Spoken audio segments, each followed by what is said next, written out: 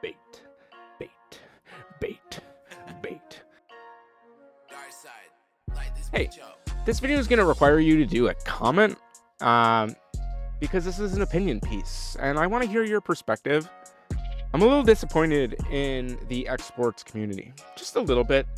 For the most part, I see a lot of people doing their typical hyperfixation on a singular sport and not respecting or recognizing the artistic intent of other sports and how other sports has translated into theirs. And I'm here to tell people that if you're being narrow-minded, within my opinion, you need to stop. Open your mind to other sports. I love skateboarding, but I also love aggressive inline. I also love longboard, downhill, wakeboarding, surfing, and a bunch of other sports. ATV racing is another one that I love. These are all things that are valid and open to you.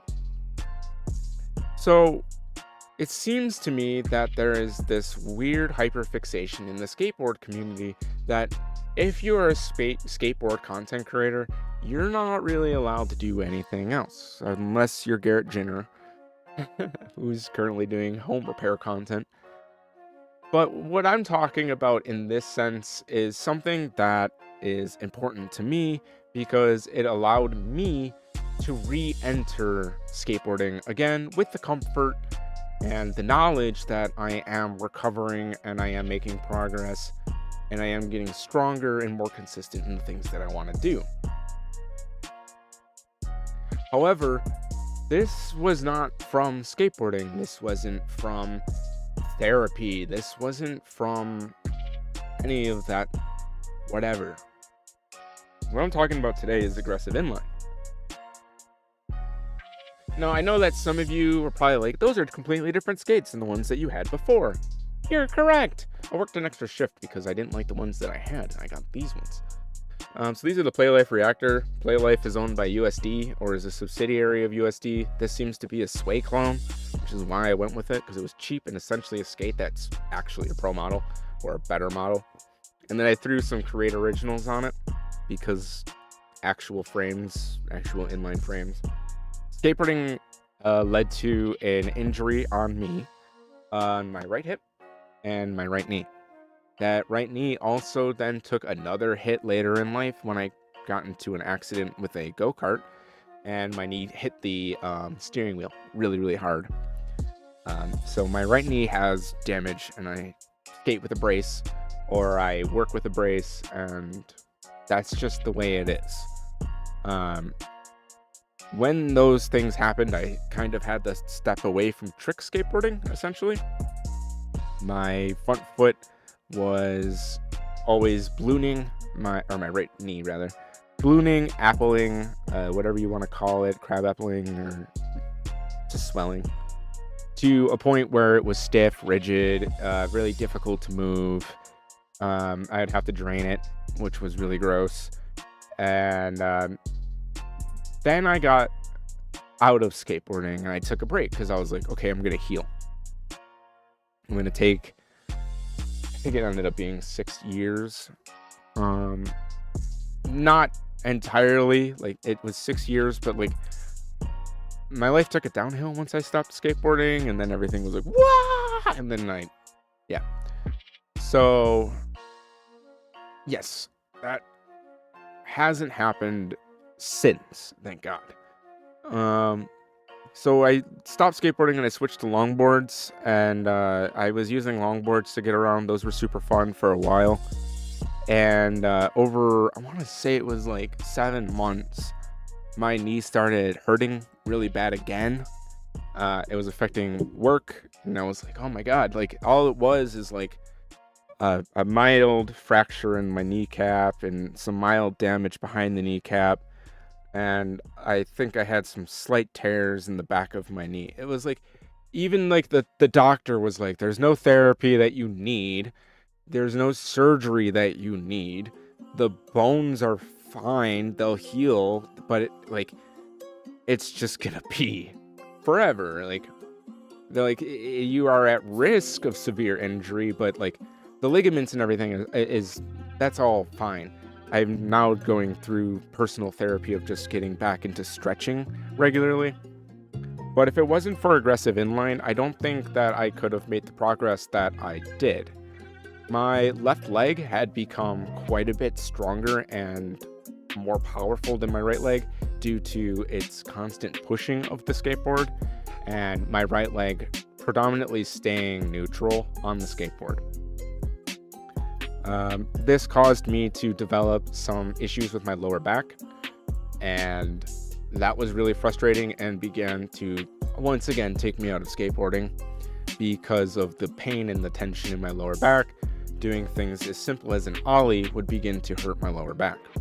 I didn't know at the time that musculature not stretching enough could have these kinds of effects on the body. Now that I do, it all begins to kind of line up and make sense.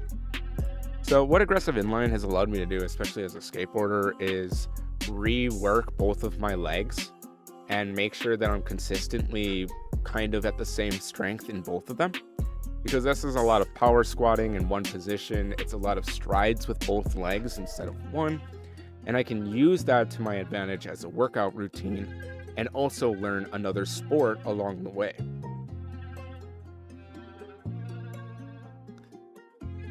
I've discussed cross sports in the past, but I've never really given any valid reason to why I think more people should consider opting into cross sports or even consider trying out cross sports. I mentioned longboarding. During my longboarding phase, I also got myself the electric longboard and began practicing ducks and the different movements required in longboarding, and then went on to practice regular longboarding as well. And I adore that sport full-heartedly. I love board dancing. I think it's such a beautiful skill. It's super fun. Crosswalks to like pivot spins, so fun. Electric longboards are just the bee's knees, dude. They go fast, they're cruising, you can rip around, just a great time all around.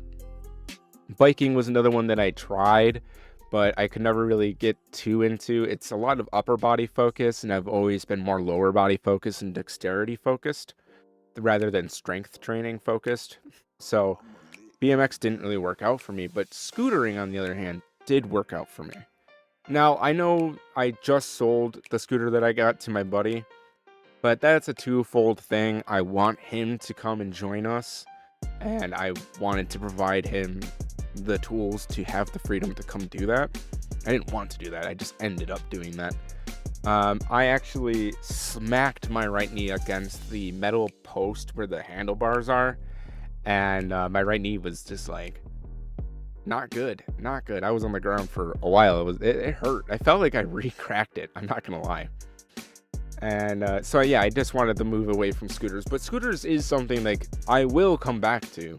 And I saw some comments that were like, yeah, get rid of that scooter, and you're entirely right to have that opinion or have the idea that scooters are lame. I'm not in the position to change your mind. The only thing I will try to state is that you having such a being closed-minded to Xsports will only limit and further limit your capacity to do things in Xsports. And this is something that I truly believe now.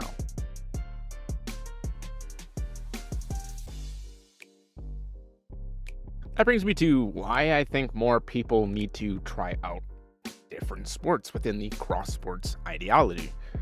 And what that means is not even just aggressive inline. It means scooters, it means bikes, it means wakeboards, it means surfboards, it means snowboards, skis, and whatever else.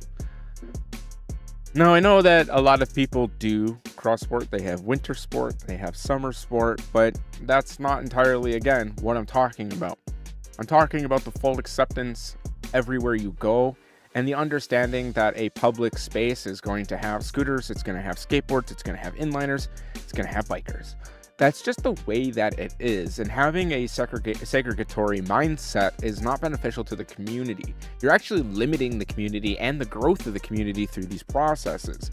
By segregating yourself from other communities, you're no longer having the interactions as well as the communication with those communities to properly then divest or invest into different skate parks, or in this case, getting the community rallied behind having a skate park. Just because you like skateboarding doesn't mean that everybody is capable of skateboarding. I know this as a fact. I love skateboarding. It's been something that I've done my whole life. We've talked about this multiple times in this video. But my family, not all of them can skateboard. Not all of them really knew how to skateboard. Some of them couldn't even stand on the skateboard, let alone actually learn how to ride it efficiently. Some of them were too afraid to. And they chose alternative sports like baseball, football, and things like that instead. Ultimately, when they became an adult, they realized that these sports don't typically have places to go to play. Most of the beer leagues don't really play all that often and are super basic in comparison to what you might be more or less accustomed to. Getting a team organized is very difficult as well. These kinds of things, especially when being translated to my family during conversations, became more and more self-apparent that they did not have any type of exercise outlet. They didn't have a fitness outlet that was helping them. They were just putting on weight and tightening their muscles or tightening up their ligaments, and they weren't preparing their body for anything, which then creates a situation where you're more susceptible to being hurt when you fall. You're more susceptible to being hurt because your body isn't used to being in situations of danger. If you go out skateboarding, you're going to become a tough guy. That's not what I'm saying at all. There is still a level of fear. There is a level of confidence, self-confidence, mental health, and things like that that come with these sports. Overcoming yourself and your own limitations can be extremely rewarding and provide you the positive feedback in life that you need. By denying people those freedoms, you're denying them a lot more experience in life than just riding a skateboard. You're denying them the friendships. You're denying them the freedom to go out and do spots. You're denying them the fitness. You're denying them so many things. So I just don't agree with the perspective that if somebody chooses to scooter over skateboard, they should get hate for it. They should be supported, uplifted, and we should be communicating with that community so that way the designs of the skate parks, I mean, they're bad in a lot of cases. They're just bad skate parks. But once we actually start communicating and developing a community that respects one another, and we have more people with more say, more input, more interest that are not at each other's throats, creating a situation where something cannot be done or something would not be done because of the lack of communication amongst these different communities. It's really easy to just say, oh, well, you can just point at X Games and you can look at what is going on with X Games, etc., etc., etc. They don't even have aggressive inline in their lineup or blah, blah, blah. And I say that's not going to change anytime soon. What will change is less people are going to be interested in skateboarding because what skateboarding is going to change dramatically over the course of the next 10 years. Because of Braille, because of the success of skateboarding in the past, I don't know, since 2016, skateboarding as a whole has completely transformed from when I was a kid. Understanding how to do tricks has completely changed. Like watching Bam Margera skate back in the day on 411 versus modern skateboarding is completely fucking different. And that's a good thing. And it's the same thing for aggressive inline. It's the same thing for scooters. You know, you see scooters and it's ramps, launches, jumps for the longest time. And now all of a sudden you have Aztec and you have all these teams doing street stuff and it's sick. And they're inventing new tricks, and they're not just doing the crazy whips around their body. They're getting more technical with the scooter, and they're trying out flatland, and they're trying out more tricks and more unique styles. Those things are only going to progress. The design of a scooter is only going to progress. The openness of scootering is only going to get better. Like some of the people who I'm introducing scootering to, you know, they have size 13 feet and they stand 6'1" and they're still in love with it because it is a fun sport at the end of the day. Whether you think it's easy is irrelevant to the conversation. It's the fact of the matter that we have more people actively engaged in the skate park and showing interest in the community as a whole that matters. The purchasing of our products, or not our products, but the products that we also purchase, killer pads, etc., will also help grow the community. The sale of things like Keen ramps or OC ramps is going to help grow the community even further, giving you more access to the practice and training equipment that you need, something that the public has not shown because of our dissent across one another. Crossing sports is probably one of the best things that I ever decided to do for myself. Not only that, but I want to encourage other people to consider opening themselves up to other sports and opening themselves up to going out with different people and practicing different sports as well. If you already skateboard, try something else. If you're finding yourself limited in a certain sport, try something else. Don't be afraid to explore the alternate options within the Xsports community. The smartest thing that we could do as a community is come together and reinforce the community through a mutual agreement that we are in this together. Whether or not you like the alternative sport or even want to participate in it becomes once again irrelevant to the greater opportunity that the sports provide us by unifying them and respecting them as a communal group.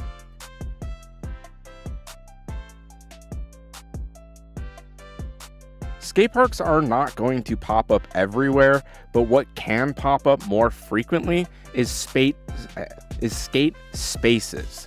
And all I mean by that is the production of things for parks that are then laid out in a way that can also be skateboarded. This can be as simple as picnic benches, bumps, ramps, ledges, some art features, little things that don't have to be crazy. Ledge benches, curved ledge benches, little bumps, little pyramids that you could walk on. They don't have to be over the top. A small space like a garden space can still provide us a lot of freedom by providing us a simple ledge, even if it's just like a crappy ledge. But we're not going to be able to fight for skate spaces unless we have the core community backed on the idea. If a park already exists and your community says we are not putting a skate park in, we should be able to then come together as a community and say, if we cannot have a skate park, can we have a skate space? Can you put in features at a park that would allow us the freedom of skateboarding that is not a skate park? It does not need to look like a skate park, but it can still act as a skate park. Is one of the things that is being constantly proposed, and then it looks more like a spot. Purposefully creating spots, essentially, is the idea. In other words, I think that we're too inside the lines of this coloring book. I think it's time that we all kind of took a greater look at the community as a whole. We take a look at how things have been handled, and we adjust our perspective and begin to relate and communicate and bring on more exploratory things to the scene.